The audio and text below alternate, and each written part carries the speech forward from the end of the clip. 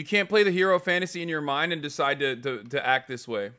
Thing how when a black person is murdered by a white man, so begins a national debate about crime that somehow never centers on the white man who committed the crime or the crime he committed. Only the hypothetical crime the black person committed in the eyes of the white people who decided to kill them, and white America who can only see them as a defendant and never the victim. Damn, Olayemi is like fucking popping off on this. Okay, you know what? I want to watch the full video. The King's policy was that nonviolence would achieve the gains for black people in the United States. His major assumption was that if you are nonviolent, if you suffer, your opponent will see your suffering and will be moved to change his heart. That's very good. He only made one fallacious assumption. In order for nonviolence to work, your opponent must have a conscience. The United States has none. I'm cooked. America talks a lot about fear, but we seldom ask, whose fear is it that America cares about? We don't ask because we quickly discern that it's not that of those who should be most afraid, those who this country beats down and discards. It's obviously not that of those who have nowhere to lay their heads at night, who are treated as subhuman, whose government rather give them a prison cell than a home. No matter how many knots white America twists itself into, pretending that there is something to debate, that the lives of black people are intellectual exercises at best, and jokes at worst, I will not bend or break my back to join them, when the plain fact is this. On May 1st, 2023, on a subway train just a borough away from me, Daniel Penny, a white man, choked Jordan Neely, a black man, to death. While passengers looked, some recorded, some helped. Daniel Penny grabbed Jordan Neely from the back, choked him for 15 minutes, and he didn't let go even as Jordan defecated on himself. And once he was sure the life had left Jordan's body, he spoke to NYPD and he went home. He went home. In a city where I have represented hundreds and hundreds of people, all impoverished, many homeless, many of whom were arrested and criminally charged for just entering the subway station when they couldn't afford the $2.75 fare. In that same city, on those same subways, Daniel Penny could kill someone for everyone to see and go home.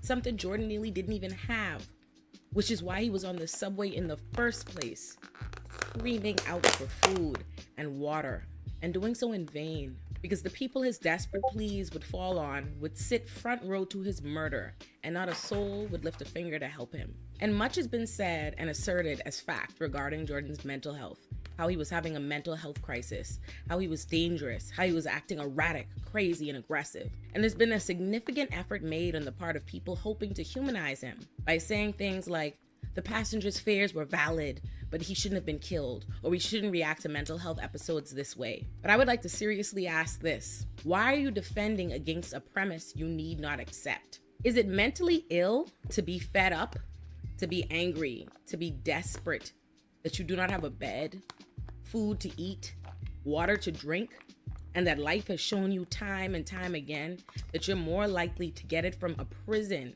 than from someone who sees you as human as they see themselves?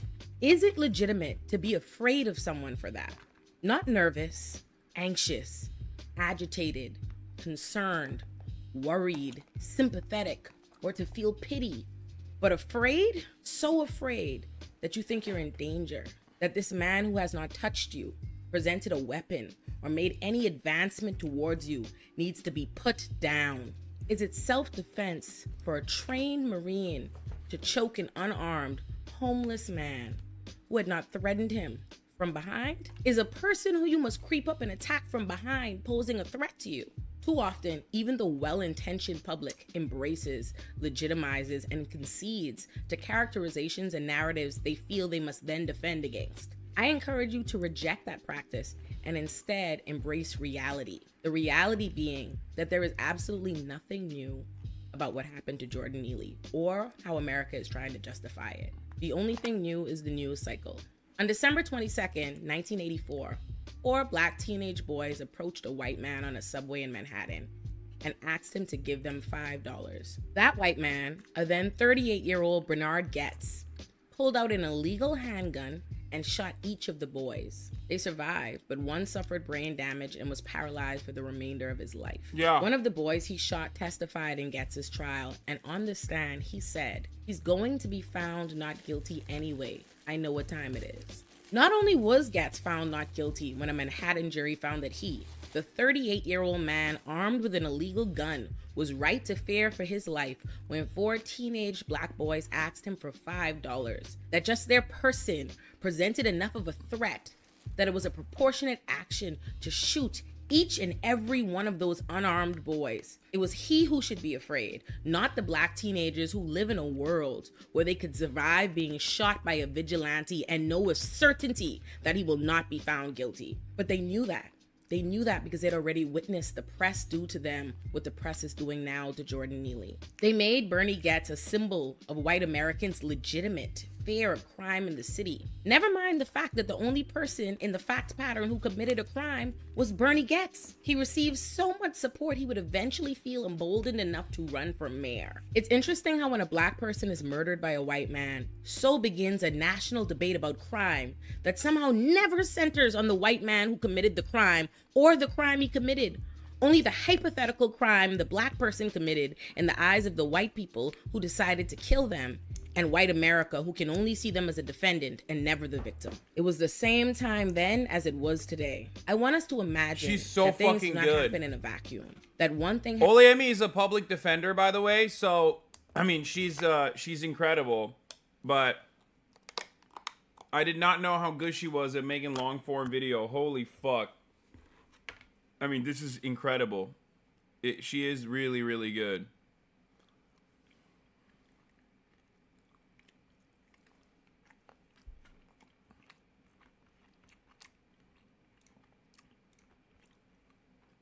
Olurin is the name of the channel, is the name of her channel on YouTube.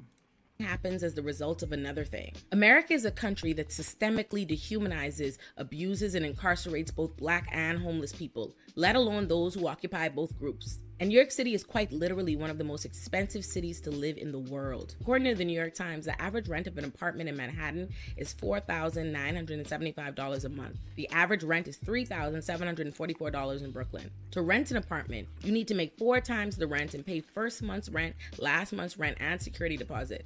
1/3 of renters spend more than 50% of their income on rent in New York City. That's why there are more than 80,000 homeless people, and 1 in every 106 New Yorkers are homeless. Yet, they're treated as a mysterious plague on this city, rather than the result of a city that preys on us all. When Eric Adams took office in January of 2022, he initiated what could only be described as a war on the homeless. He added 1,000 more cops to the New York City subways to remove homeless New Yorkers and force them back onto the street. Once successfully forced back onto the streets, he then began tearing down the encampments they live in all over the city, throwing them out with all their belongings with absolutely no regard to placing them in housing, and even proposing a $615 million budget cut to the Department of Homeless Services, and even arresting both homeless people and advocates. I want us to imagine that the reality I just described and what happened to Jordan Neely are related, that one thing can cause another thing, that abandoning, vilifying, and criminalizing homeless people leaves room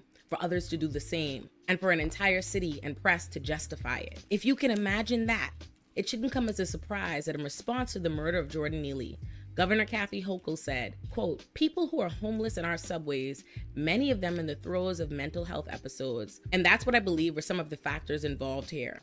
There's consequences for behavior. And Mayor Eric Adams refused to criticize Daniel Penny's decision to choke Jordan Neely to death. And he applauded NYPD after they beat and bloodied the New Yorkers who protested. In the world of the media, the name of the game is discourse and engagement.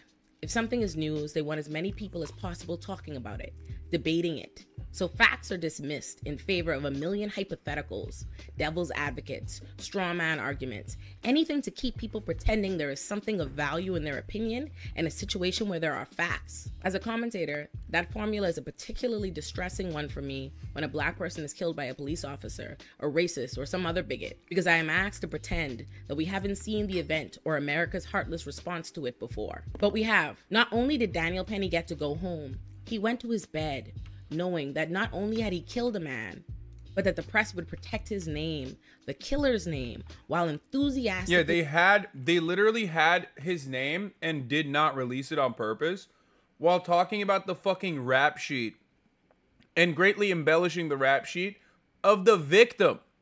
Please, let's take a breather and remember how fucking insane that is. Like, they kept saying 44 arrests, 44 arrests. It's like, oh yeah? So you're telling me this guy is a routine, like what, molester? Has he been arrested for what, 44 times? The fact that you would bring that up is insane because Daniel Perry did not know that.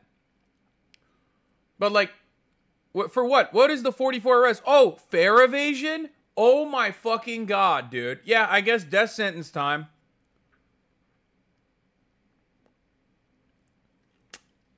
I'm sorry.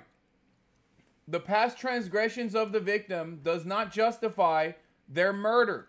Okay? That is a fucking insane standard that only applies to black victims of murder.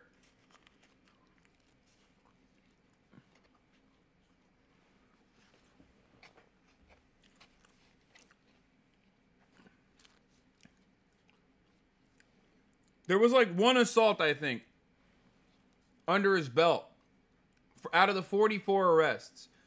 It is incredibly frustrating to me that even if there were 44 legitimate arrests and not shit that like has criminalized homelessness by design, so you're forced to constantly be in fucking prison if you're homeless in the wonderful state of New York. But even if they were valid reasons, Daniel Perry did not know that. So what the fuck does that mean?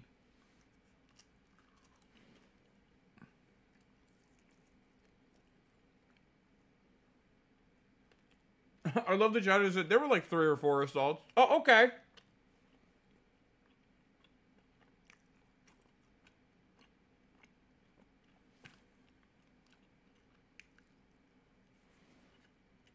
My bad, dude.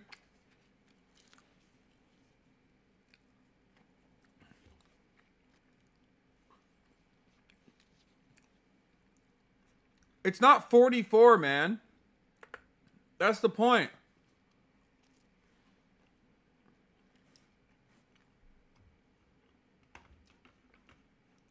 Releasing the unrelated rap sheet of the victim and opening the town square to debate whether he deserved to die and discuss white fare. And I could launch into an explanation of why Jordan Neely's rap sheet is not proof of criminality, nor his deservingness to die, and rather a reflection of the way he's been criminalized and failed repeatedly. But I won't, because no matter how much America pretends he is not on trial here. He is dead. There is no great big why, special circumstance, or unturned stone that justifies why Jordan Neely was killed, or why white America insists on pretending there is. America is a racist country with racist leaders, institutions, and media. Jordan Neely is dead because a white man wanted to kill a black man, and that white man is free because white America is glad he did it. That's the truth. I know what time it is, and so too do all of you. I actually want to encourage Sloss to sue Jesus because they're just about down bad in every way. She's incredible. This was a great explainer. No notes. All right, we're